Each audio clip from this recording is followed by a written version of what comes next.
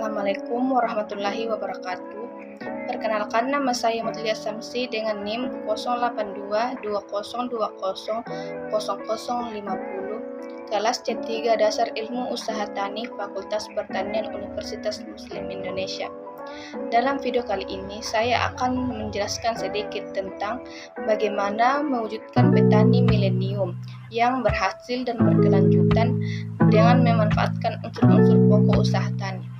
Langsung saja, sebagaimana yang kita ketahui, unsur-unsur pokok usaha tani terdiri atas 4, yaitu yang pertama lahan atau tanah, yang kedua tenaga kerja, yang ketiga modal, yang keempat manajemen atau pengelolaan.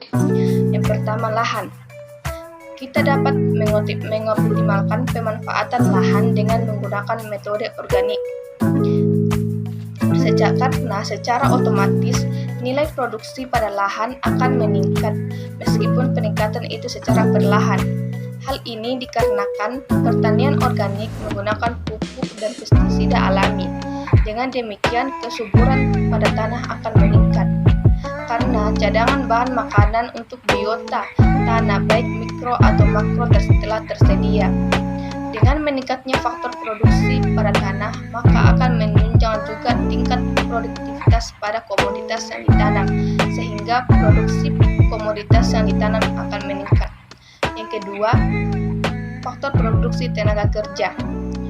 Untuk tenaga kerja, fakta yang terjadi di lapangan bahwa pertanian organik menggunakan tenaga kerja yang lebih intensif dibandingkan dengan pertanian konvensional, terutama pada masa-masa peralihan.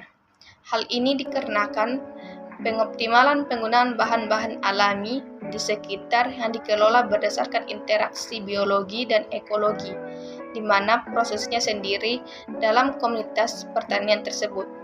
Biaya tenaga kerja dapat dikurangi dengan menerapkan metode pencegahan dalam budidayanya seperti metode tumpang sari dan metode rotasi tanam yang akan membantu dalam pengendalian hama dan penyakit pada tanaman. Yang ketiga yaitu modal. Modal merupakan salah satu faktor produksi dalam usaha tani yang sangat penting, yang terdiri dari modal tetap dan modal lancar. Modal tetap ini tidak dapat diubah dalam waktu jangka pendek seperti modal sewa tanah, modal sewa alat-alat, dan modal sewa bangunan.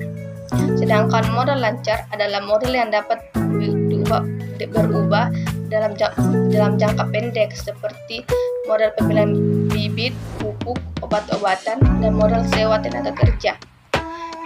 Pada usaha tani, petani harus pandai dalam mengelola modalnya agar dapat sesuai dengan hasil produksi yang dihasilkan. Yang keempat, manajemen atau pengolahan. Petani harus mampu mengorganisir, mengelola dan mengawasi faktor produksinya sehingga mampu memberikan produksi sesuai yang diharapkan. Petani harus selalu dapat meningkatkan kemampuan dalam mengelola hasil produksinya agar tetap bersaing di era milenium ini. Demikian yang dapat saya paparkan, kurang lebihnya mohon dimaafkan. Assalamualaikum warahmatullahi wabarakatuh.